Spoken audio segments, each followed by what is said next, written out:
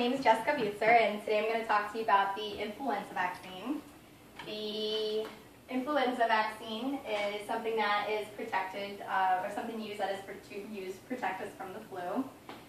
Choosing to get the vaccine is everybody's individual right, just like it is your right to choose for the vaccine. It was my right to choose to become a nurse.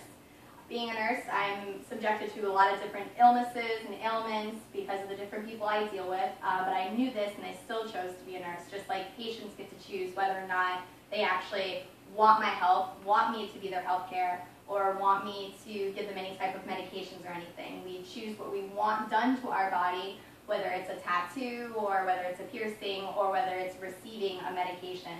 This is something that we as human beings have the right to decide whether we have it or not. The government and hospitals are actually mandating that employees of hospitals, especially nurses, receive the flu vaccination. And if they don't receive the flu vaccination, then they will be terminated.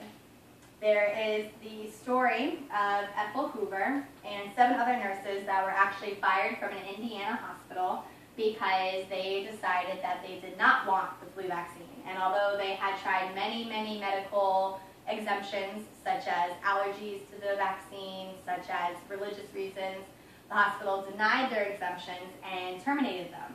3 of these nurses, such as Ethel, were actually critical care nurses that had been nurses for over 22 years. And although they had given their life as a nurse and chose that profession and dedicated their lives to it, their job was taken from them within a day because of a personal decision that they had made regarding themselves.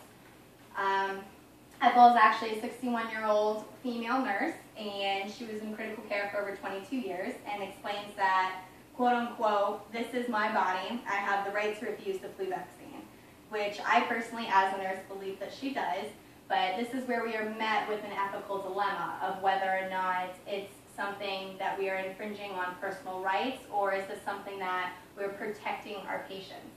Patients that are in the hospital have a lower immune system, so they're more susceptible to contracting the flu virus from a nurse. Say she doesn't wash her hands and goes in, and then that person is more susceptible to it. So what hospitals are the spokespeople are actually coming out and saying regarding this is that regardless of the nurse's personal or individual rights, we have the duty of a hospital to protect our patients' rights, whether it's their health and well-being versus someone's civil rights. Now, vaccines contain many different ingredients, some ingredients such as eggs, mercury, and antigens. The antigen is actually the quote-unquote live virus, and what antigens do is it causes the body to develop immunity. Now, there are a lot of skepticism regarding the other ingredients of the flu virus, and the other ingredients of the flu virus can contain things such as mercury, which the CDC currently claims that, quote unquote, today, except for some flu vaccines, none of the childhood vaccines used routinely in the United States contain mercury as a preservative. Now here I said that except for some flu vaccines. So not all flu vaccines are actually exempted from using mercury, which is something that they actually use to bind the antigen to be able to make its way into the body. Now there have been numerous studies involving children that have actually received vaccinations which have caused them to get Guillain-Barré syndrome or anything regarding that. Here are some examples of different things that are actually in flu shots, such as gelatin, egg protein, or formaldehyde, which is something that we actually use to preserve the bodies of patients. Now, the side effects on children have required autism. In adults, there's been Guillain-Barré syndrome, which is a syndrome that stops your nervous system from working, and other things such as Bell palsy, which can cause half your face to be paralyzed. Next slide. Now, the influenza, which is also the flu. Flu is a shorter form of influenza. There's 2 different types. There's an A and there's a B type.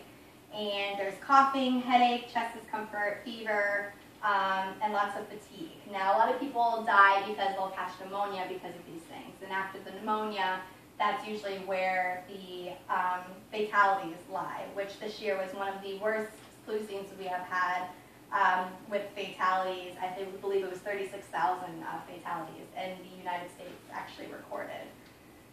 Now, as I stated previously, the flu vaccine may or may not prevent you from getting sick.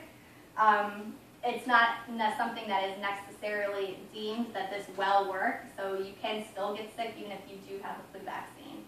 So this is where I leave you with the conclusion of deciding whether or not you believe that it is the rights of a person to choose what they want done with their body, or as nurses, we just need to suck it up and do what we need for our patients and know what their well-being is.